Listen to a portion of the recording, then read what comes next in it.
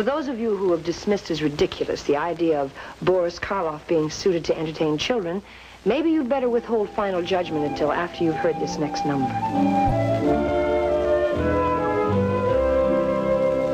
A little boy read in a wonderful book, bickety-backety book, that fairy folk dwell in a dell by the brook, brickety-brackety brook. So he hurried straight off, fast as short legs could walk, wickety-wackety walk. I'll find them, said he, and we'll have a good talk, tickety-tackety talk. Ole, ole, oh, Lulu, my darling, children have quizzical ways. Ole, ole, oh, Lulu, my darling, some keep them all of their days. He came to a man who was mending a clock, clickety-clackety clock. He got it to tick, but it just wouldn't talk, tickety-tackety talk. And the little boy cried, will you help me to look? Lickety-lackety look. Pooh-pooh, said the man as his finger he shook, shickety-shackety shook.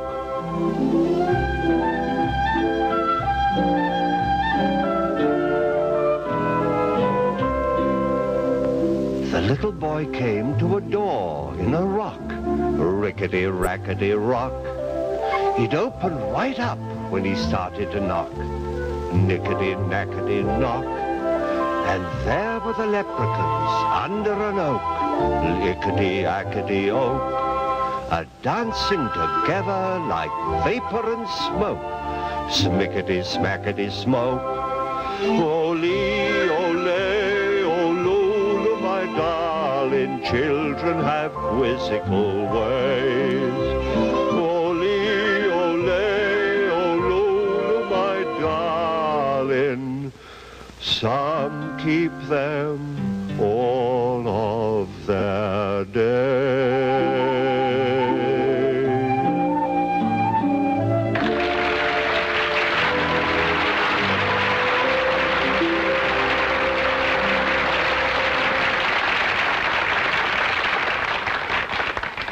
Wasn't that lovely? Oh, after hearing you sing that last song, I think that you'd be very, very good on a children's show. Really? Yes, with your soft voice and your kind eyes. Oh, come now. You know, apart from my gardening and my hobbies, there's really nothing that I'm fonder of than children.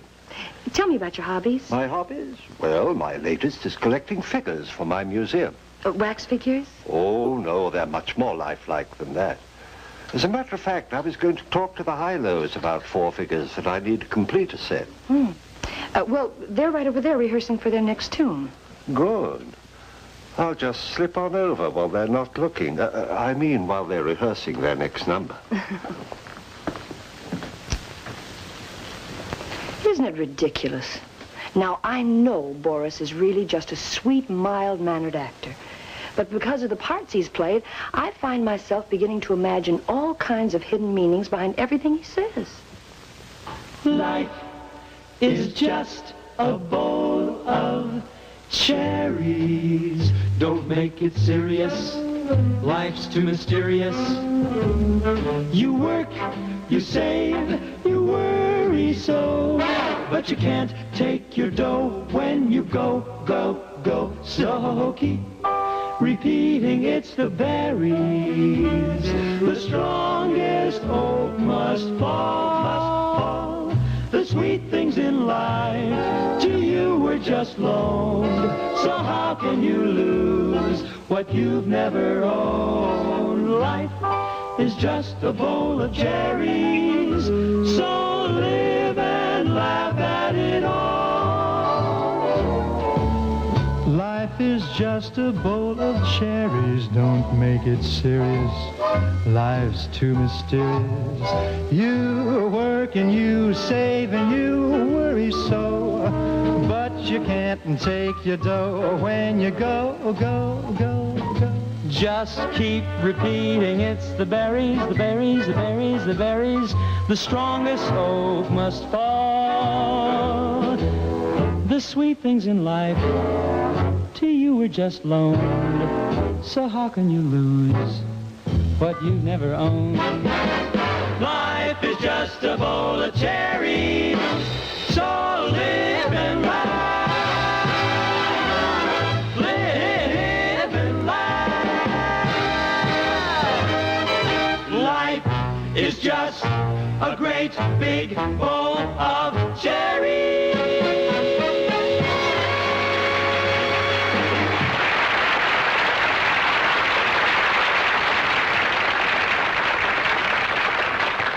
I gather the Hilos have finished their song.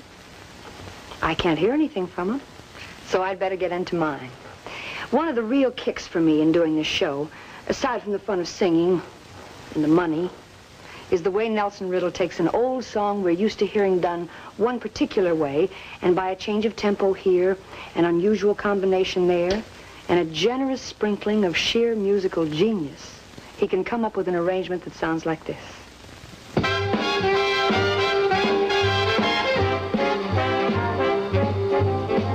After the ball is over, after the break of morn,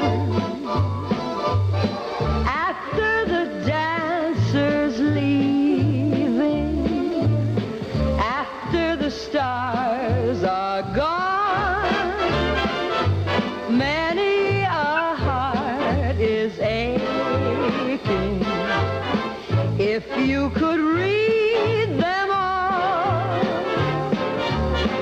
many the hopes that have vanished after the ball.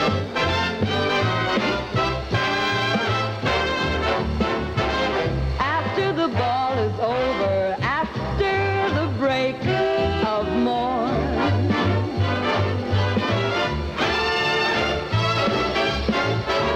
after the dancers leaving, after the stars are gone, many a heart is aching. If you could read them all, many the hopes that have vanished after the